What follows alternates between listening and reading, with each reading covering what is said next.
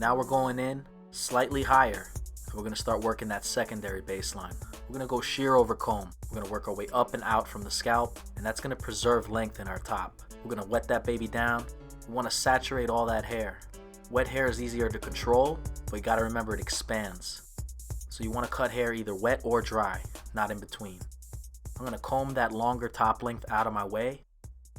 And I'm going to comb down exactly what I want to have fall into the spine of my comb when I'm getting ready to go in with my shears. Take a look at where we're parting off that hair. That's exactly how we're going to go in and cut it. Everything I'm combing down, part it right off. We're going to go back in with our hard part later. I'm going in with my 7.5 inch shear so that I have great coverage as I work my way around. 7.5 inches gives you the coverage area where you can bust this out in 4 sections. Sweep that hair out of the way. This is where I'm going to begin. I'm right-handed. Starting on the right, I'll have a traveling guide. I'm going to go back and forth between the wide and finer teeth just to show you the difference when doing shear over comb. Brace that hair in. Lock it down. Take a look. As I'm working up, it kind of pushes the hair. I'm bringing it back down with my shear. We're floating up and out. Every time you work with that tool, you're going to go through hair that's going to be thick. You're going to need those wider teeth to pass that comb and have fluidity as you're working. You want it to have a fluid motion. You don't want to get caught and stuck and then create lines. The fine teeth sometimes are too fine and they push the hair up. The wide teeth sometimes doesn't have enough tension to actually grip the hair and have control.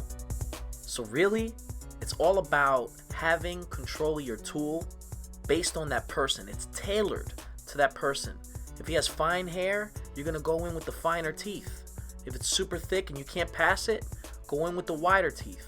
In this area, I can get control with the fine teeth. You see how I lock it in? Work my way up and out. Repeat.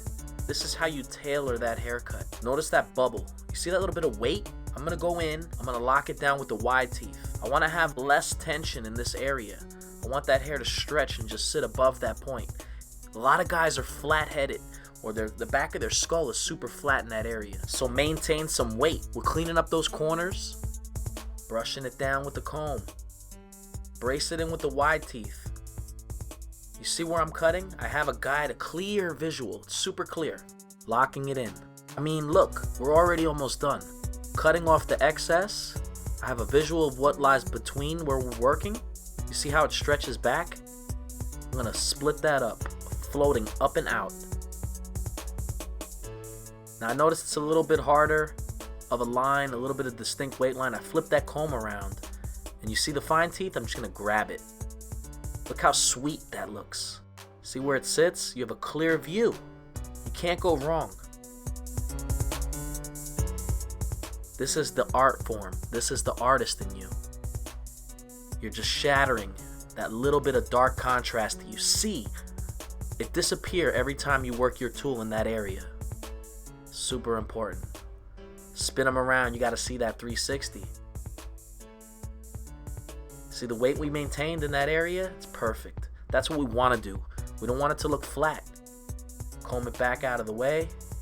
We've completed. Oh, take a look. I see a little unevenness. I want to go in and address that. Now we're getting into tiny detail. Noticing even further. When it looks good, inspect your work because it might not be.